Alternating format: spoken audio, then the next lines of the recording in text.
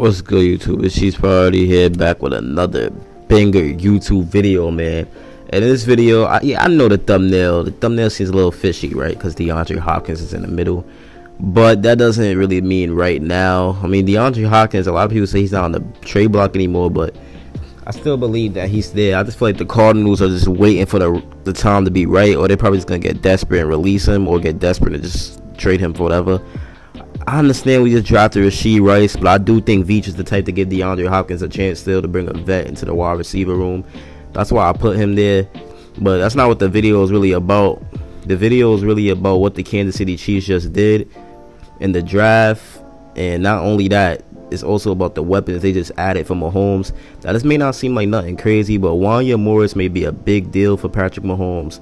Not only Wanya Morris, Rashee Rice also may be a big deal, because that's like they just literally added like a Juju replacement, and that's kind of what we needed since we just lost Juju Smith-Schuster. You know, he had the short yardage quickness, like, you know what I mean, like the short area quickness, and he came in clutch with like short yardage situations. Like, if you look at a lot of Juju Smith-Schuster catches, it wasn't nothing really deep. It was a short clutch catches that we needed. With the Eagles, when we beat them in the Super Bowl, that was a lot of Juju, you know, like just the short route. So that's what Rashee Rice is, but he also is a more explosive version of Juju.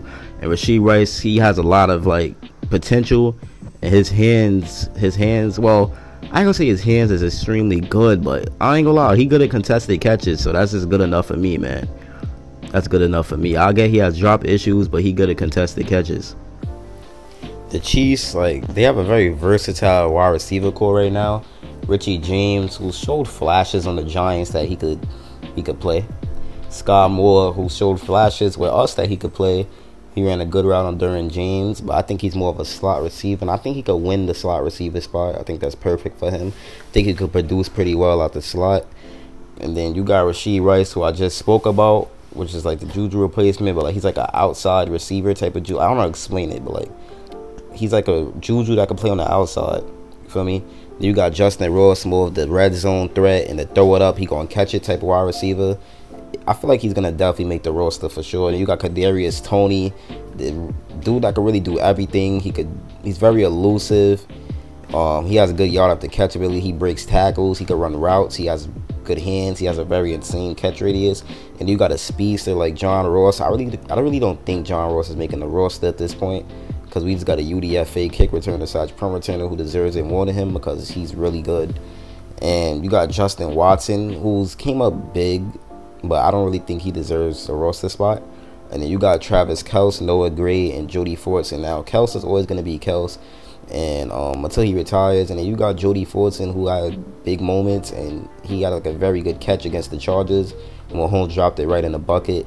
So I could see like Jody Fortson has a lot of potential. I could see him like developing and having a good season. He said he's hungry and he wants to have a good season. So yeah, that should be motivation. And then Noah Gray came up big, had a very big catch against the Titans. So there's a lot to look forward to with the Chiefs, and their offense is just looking more versatile than ever, in my opinion. I ain't gonna say ever, but it's looking more versatile than ever, because you got more players that could do different type of things. And this is Andy Reid's dream, honestly. Now let's look at the O-line.